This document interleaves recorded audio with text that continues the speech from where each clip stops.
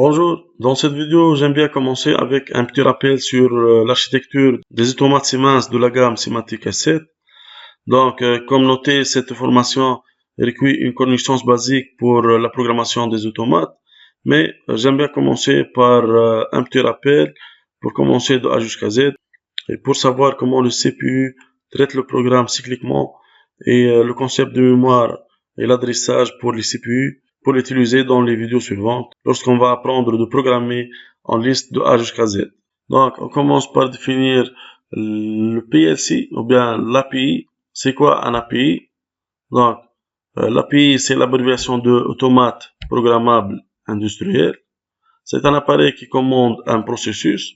Donc, de nos jours, les processus industriels ou bien les machines industrielles sont équipées des automates pour commander et gérer un processus défini comme le remplissage, l'étiquetage, le convoyage. Donc, comment l'automate commande ce processus? À travers des instructions programmées sur le logiciel, puis on va les charger dans la mémoire de l'API, puis cette API va commander la machine automatisée suivant ces instructions. Et pour la constitution de l'automate programmable industriel, on peut trouver comme élément principal le CPU avec des modules d'entrée et des modules de sortie. Donc, les modules d'entrée vont recevoir un signal électrique, qui peut être une tension ou bien un courant, à travers un bouton poussoir ou bien un capteur. Puis, ces modules vont transformer le signal électrique en signal numérique à base binaire, 1-0, pour le transformer au CPU. Ce dernier va exécuter le programme qui était chargé par le logiciel et qui va générer un signal de sortie numérique transformé vers les modules de sortie. Et puis ces derniers vont le transformer en signal électrique pour le transformer et pour commander un préactionneur comme le contacteur. Et le contacteur va commander notre moteur. Donc c'est un exemple de commande d'un moteur à travers l'automate programmable industriel. Pour les automates Siemens S7, la gamme Simatic S7, on distingue différents types, comme le 7200, le 7300, le 7400, le 7200 et le 7500. Pour le 7200, Siemens a déclaré sa phase finale en 10 janvier 2013 et après une année, le 10 janvier 2014, il a arrêté sa production. Donc, cet automate est remplacé par le 7200. Le 7200 et le 7500 qui sont les derniers nouveaux automates produits par Siemens. Donc, c'est la gamme Simatic S7. Voilà, le 7200 et le 7200, ce sont des microcontrôleurs pour des applications simples.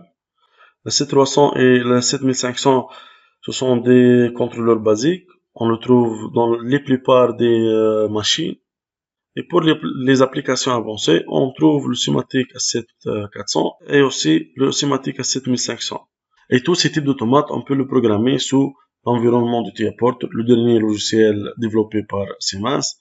Donc pour les Simatic S7 300 et S7 400, on peut aussi les programmer avec Simatic Manager Step 7 version 5.4 ou bien 0.5 ou bien 0.6, le Step 7 classique. Et pour les 7200 et les 7500, on peut seulement les programmer avec TIAPort. Voilà une vue générale sur les automates Simatic S7. Donc, le 7200 est développé avec le logiciel MicroWin. Pour le 7300, on peut utiliser Simatic Manager Step 7 classique ou bien TIAPort. Pour le 7300, il y a deux types d'automates avant octobre 2002 et après octobre 2002. Pour les automates avant octobre 2002, on trouve ce design avec la mémoire de chargement dans le CPU et on utilise la carte EEPROM. Pour ces automates, le mode de chargement c'est sur la carte mémoire. Et voilà ce dernier design du S7300. Et pour le 7400, on peut le programmer avec Step 7 classique ou bien avec le TIAPort. Pour le 7200, on peut seulement le programmer avec TIAPort. Et aussi pour le 7500, on peut le programmer avec TIAPort seulement. Donc, on passe pour l'architecture des automates Siemens S7. On dit un rack S7, l'ensemble d'un rail et des cartes, ou bien des modules. Ici, on parle de différents types de cartes.